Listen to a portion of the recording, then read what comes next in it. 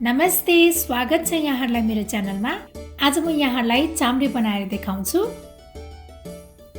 चाम्रे बनाउनको लागि सबैभन्दा पहिला मैले कराई तताएको छु। अब यसमा चाहिँ 2 ठुलो चम्चा घिउ राख्ने। घिउ तातिसकेको छ। अब यसमा 1 चम्चा जति जिरा फुराउने।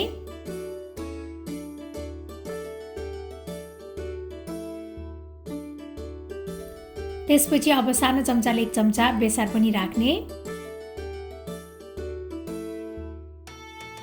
अनि मैले 2 कप बासमती चामललाई पखालेर अनि यसरी पानी तारेर लिएको छु। अब यो चामल पनि यसैमा राख्ने। अब यसलाई राम्रोसँग मिक्स गर्ने।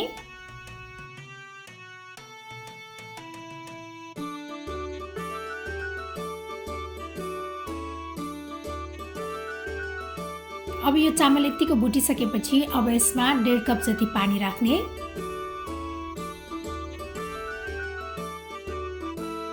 अब यसमा नुन स्वाद अनुसार राख्ने।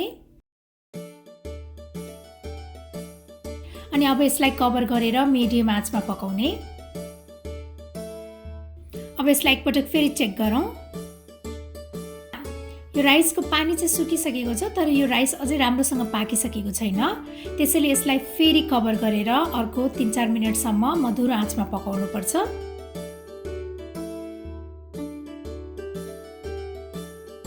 अब हाम्रो यो चाम्रे चाहिँ राम्रोसँग पाकिसकेको छ। यो चाहिँ सर्भ गर्नको लागि रेडी भइसकेको छ। अब यो चाम्रेसँग सर्भ गर्नको लागि म चाहिँ कुखुराको पाङ्ग्रा पनि फ्राई गर्न गइरहेको छु। र यसको लागि मैले लिएको छु कुखुराको पाङ्ग्रा। म चाहिँ यसलाई एकैछिन बोइल गर्छु। यसो गर्दाखेरि चाहिँ यो पाङ्ग्रामा रहेको फोरहरू सबै जान्छ। अब यो चाहिँ राम्रोसँग बोइल भइसकेको छ। यसलाई चाहिँ यसरी पखालेर लिएको छु। पाङ्ग्रा फ्राई गर्नको लागि मैले प्यानमा थोरै तोरीको तेल राखेँ। अब यसमा 5 फोरन फुराउनु पर्छ। त्यसपछि अब यो पाङ्ग्रा राख्ने।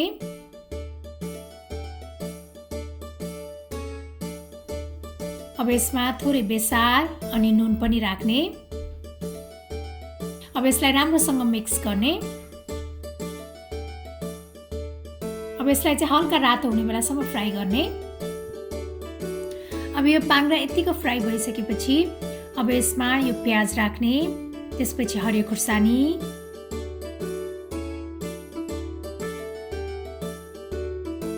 अनि यो पिसेको अदुवा लसुन पनि राख्ने। अब यसलाई एकपटक मिक्स गर्ने। त्यसपछि मैले यसमा राखेँ 1 चम्चा जिरा धनियाको धुलो, थोरै रातो धुलो खुर्सानी। अब यसलाई एकपटक राम्रोसँग चलाएर 2-3 मिनेट यतिकै पकाउनु पर्छ। अब हाम्रो यो पाङ्ग्रा फ्राइड पनि रेडी भइसकेको छ। त्यस्तै अब म टमाटरको अचार पनि बनाउँछु। टमाटरको अचार बनाउनको लागि मैले 2टा खुर्सानी र 2टा लसुन लिएको छु। अब यसलाई यो खलमा राख्ने। त्यसपछि थोरै टिमुर अनि नुन पनि राख्ने। अब यसलाई मसिनो पारेर पिस्नुपर्छ। अब यतिको पिसिसकेपछि यसमा अब पोलेको टमाटर पनि राख्ने। मैले चाहिँ टमाटरलाई पोलिसकेपछि बोक्रा निकालेर लिएको छु। त्यसपछि मैले राखेँ 1 चम्चा तिलको धुलो।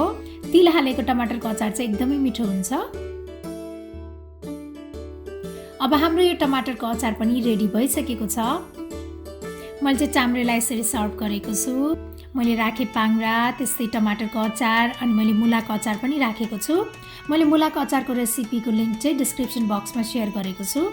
मलाई आशा छ यहाँहरूलाई यो चाम्रे बनाउने रेसिपी पक्कै पनि मन पर्यो होला। र मेरो अरू यस्तै रेसिपीहरूको लागि प्लिज मेरो च्यानललाई सब्स्क्राइब गरिदिनु होला र मेरो भिडियोलाई लाइक, सेयर र कमेन्ट पनि गरिदिनु होला। Thank you for watching. Bye by.